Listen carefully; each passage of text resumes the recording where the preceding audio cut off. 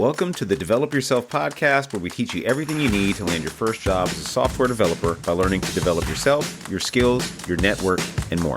I'm Brian, your host.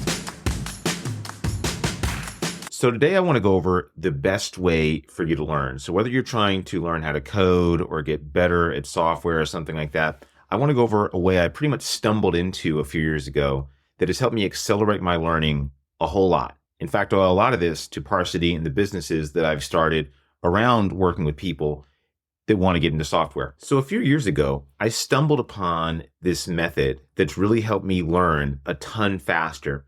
Believe it or not, or maybe you will believe this, I'm not the best software developer out there. I've been somewhere around average. I've been below average for sure at a couple companies, and I've been north of average, and I've even done pretty well at some companies where I've been near the top, 10% of software engineers in a pretty small organization. What I'm saying is this has never come naturally to me. It's never been a natural extension of my knowledge to write software. I learned to code in my 30s after never touching a computer for most of my 20s.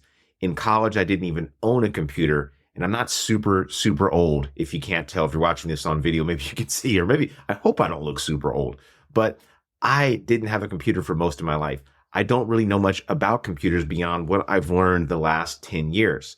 So how did I accelerate my knowledge? How did I go from HTML and CSS and some really basic JavaScript to full stack engineering, working with AI tools, and even now teaching myself some linear algebra? I want to share a method that I use that is dead simple. This will be a very short episode that I think will help you out. In fact, this method is so effective that I've been asking Parsity students to do the same thing. And to do this, you're going to need just one tool, a video camera. And you can use loom.com, which is what I like to use. I like to use a tool called Loom. It's a great partially free tool. It lets you record up to a few minutes of video. You can screen record. You can just record yourself. And what's more important is if you use the paid version, you can get the transcripts. And I'm going to explain why this is important in just a minute. So when I wanted to start a business helping software engineers beat the interview a few years ago, this was a fairly successful little business that I started because I saw how important it was to be able to interview well. And I was terrible at this. I mean, really, really bad at interviewing.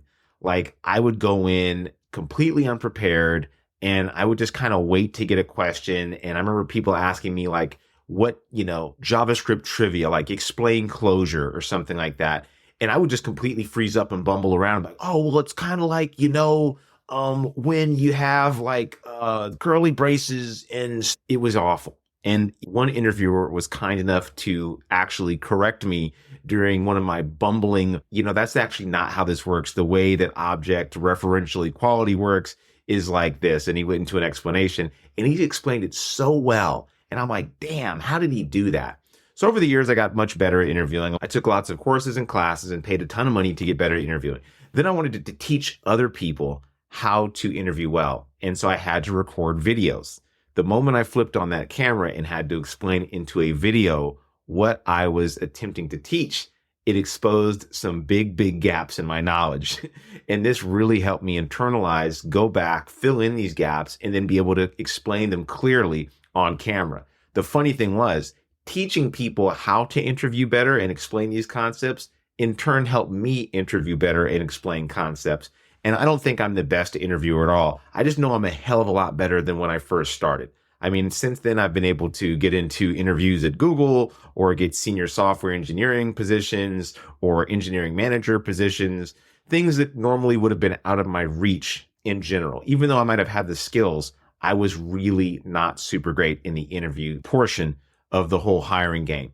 So how do you do this? How do you go from where you're at right now, where you're barely learning something like JavaScript variables, or maybe you're trying to explore a new language like, TypeScript or Python or whatever, or maybe you're trying to learn linear algebra like me, a person that has no math background, and now I want to dive a little bit deeper into AI and just get some fundamentals down with linear algebra. How do you do this in a faster way? This is not like some hack or something like that that's going to just get your brain to learn all this stuff through osmosis or whatever. Like at the end of the day, you have to take time to actually internalize these concepts. Hey, I hope you're enjoying this episode. And the reason why a lot of people listen to this show is because they want to become a software engineer. So maybe you went to a boot camp, or maybe you're just learning to code. And maybe you want to make this the year that you actually become a software engineer. If that's you and you have the time and the dedication and you're not looking for some get rich quick scheme, you should join Zubin and I for a very customized program where we take you from zero through hired with an intensely personalized custom roadmap that we will help you see through step by step to get interviews, pass interviews, and learn the skills that'll make you a professional grade coder. If you're serious and want to start working with us one-on-one, then schedule a call by using the show notes below or apply online at parsity.io/inner-circle. Now back to the episode. So there's this concept called retrieval practice, which basically means that the more you pull information from your memory, the stronger the neural connections get. So teaching other people is like forced retrieval. So if you have to explain a concept, you're not just passively getting the knowledge, you're actively reconstructing it from your memory and making it coherent for somebody else. So there is some science-based effectiveness in this method. And here's exactly what I do in order to force myself into this teaching mode, because I know most people aren't going to have a class or a group of people that are waiting for them to teach, and they probably don't want to get on YouTube and teach, or they probably don't want to start a business like me teaching people how to do software stuff. And they probably don't also want to write online because people get nervous writing online. So what do? Well, when you learn a concept, whether it's recursion or closure, or literally how a function works in JavaScript, turn on Loom on your computer, open a program like excalidraw.com, and I'll have the links to these two resources in the show notes. And this is another free tool. It's like a whiteboard where you can draw on and time yourself. Loom will give you up to 2 or 3 minutes, I think, on the free plan to record yourself and your screen. So record yourself and explain what a function is. No one needs to see this video at all. In fact, at Parsity, we have students trade videos to each other where they explain some technical concept, because guess what you're going to do in an interview? You're probably going to be on a camera. You're probably not going to be in person anymore. Most interviews are remote. And you're going to be explaining a technical concept to a camera, to a stranger on the other end of that camera, right? So you might as well get used to this kind of awkward experience of being on camera and trying to explain a concept to somebody that you don't know. In this case, though, the stakes are really low because it's just you. Now, what you're going to find out from doing this is that you don't really know as much as you think. And this is exactly what you want to have happen. You're going to hit record. You're going to start talking or drawing, and you're going to realize, what the hell am I talking about? Do I even know what I thought I knew? And a lot of times you don't, and that's okay. So what you do is you go back, you fill in some of the gaps, and then you go back and you try to re-explain it. And doing this is going to force you into learning, because by the time you explain this on camera, 1, you have proof. 2, you can go back and look at this and share it if you want to make content from it. Now with AI tools, we can take this even a step further. So here's what I'm doing to learn linear algebra. I'm watching videos like 3 Blue, 1 Brown. He has a terrific YouTube channel where he talks about linear algebra concepts and things like that.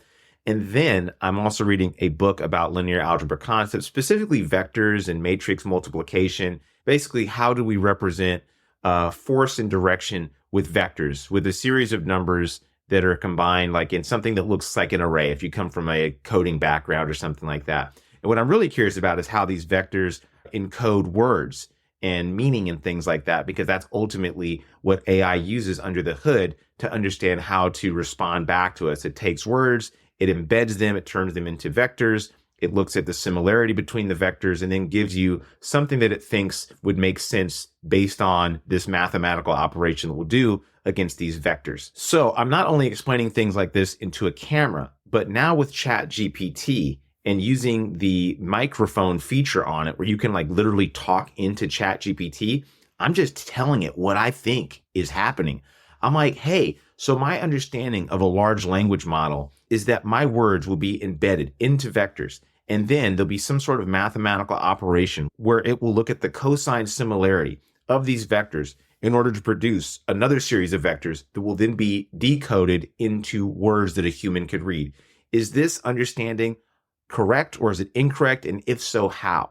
So now I don't even have to go on camera to do this. I can literally talk into ChatGPT and get a text-based answer off what I'm saying. This is the best way, in my opinion, to learn, because you can quickly verify what you're saying. You can ask more questions as follow-ups. Like I could ask, well, if each word is a vector, then how does it take full sentences? And can I see how the words that you're using right now might be vectorized? And how many numbers are in a vector? And how does this work? And how does this work? And then you keep explaining back. Say, okay, my understanding is X. Is this correct or incorrect? If so, why? Where was I correct? Where was I incorrect? What would you suggest that I do to further my understanding? And then you can combine Loom with ChatGPT by getting the transcript of what you said, copying it, dumping it into ChatGPT, and then just asking it to summarize and verify whether or not you're correct or where you could make improvements to your explanation. So this has a really twofold effect, right? Because one, you're teaching yourself and making yourself learn just faster, right? Which is incredibly important in this industry. The most important skill as a developer that you're going to have is the ability to teach yourself. Tech changes fast. 2 years ago, no one was talking about generative AI. And now overnight, it feels like all the people at Parsity, they're going into internships, and myself, we're working with generative AI at work. We're using OpenAI, API, we're using vector databases, we're using RAG. These things have become popular seemingly overnight and just crept its way into our software development workflow. So if you're not learning these things and understanding them, you're going to get left behind. And the most important skill you're going to have is not whether you can write JavaScript code or something like that, or write TypeScript or write Python. The most important skill you're going to have is how fast you can learn, which is exactly why Zubin and I are so adamant about the students and the mentees we work with learning how to learn and unblock themselves, because that is the number one skill, not whatever technology is hot right now. Those technologies require that you can actually learn them, right? What good is it looking at some massive amount of documentation for a new technology if you don't know how to synthesize that information, right? You want to be able to learn quick. That's what I'm trying to get at. So the second important thing about doing this is, one, you're learning, right? You're just learning faster. Two, you become a much more valuable software engineer. Like I said, I've never been like the best software engineer at really any company I've been at. In fact, if I'm the best in the room, I probably want to leave that company. I learned that lesson the hard way. You don't want to let your skills atrophy. Anyway, so I've never been the best. So how have I kind of gotten around that and got promoted or gotten noticed? How have I basically been patted on the back these years without being the top coder in the room? And a lot of that boils down to how well you can communicate. So that's often what I've been complimented on, or what's helped me to get into like more of a manager or leadership position at the last company I was at, my ability to communicate well. So this is a skill that I've learned over the years from talking into a camera. In fact, if you look at a really old video of me from like 7 years ago, you'll see how ineffective my communication skills were.